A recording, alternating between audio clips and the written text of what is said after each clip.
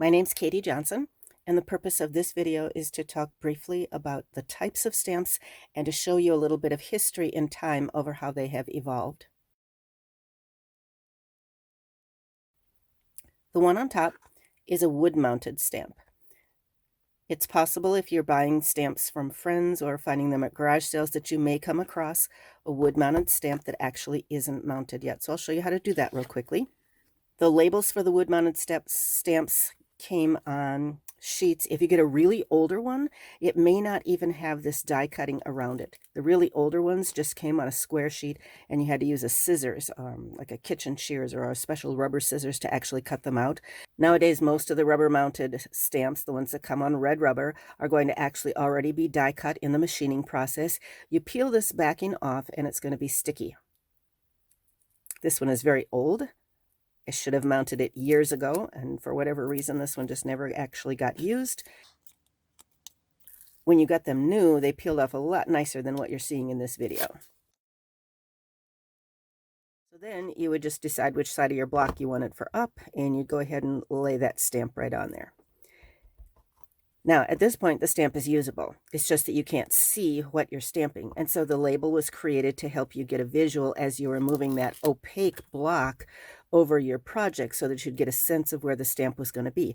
You did have to be careful, especially for one that I've chosen here, to make sure that it's lined up. So then it's just a matter of looking this way and making sure that left and right and up and down that you've got it as closely positioned on the back side as where your stamp is on the front side.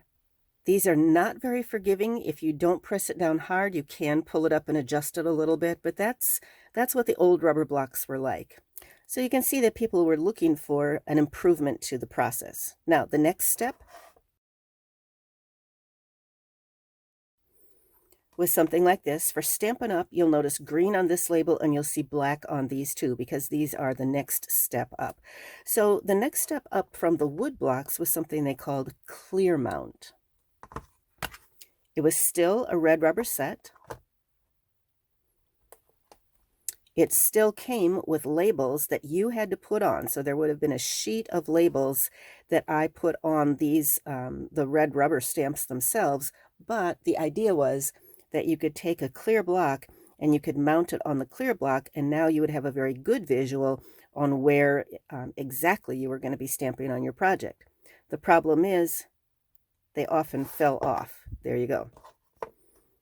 Even pressing hard by air pressure, it's supposed to squish the air out and just hold it on by suction, and it kind of worked. But when you put this in a stamp pad, very often the liquid adhesion from the stamp pad would pull this off. So then many times people were putting little bits of adhesive on the back of these stamps to make them temporarily stay on the blocks. The green up on top was clear mount, the older version.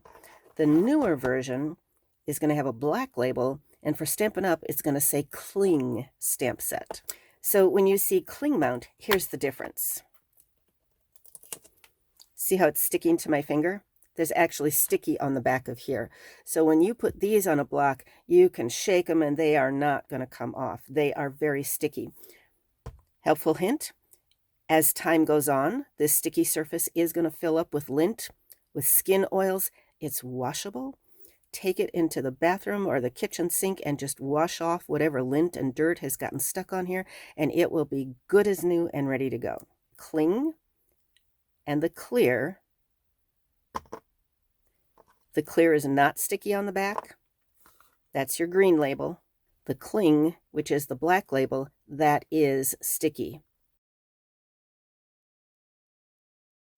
For both of these, you saw me mount them in the red rubber sheet that they came in.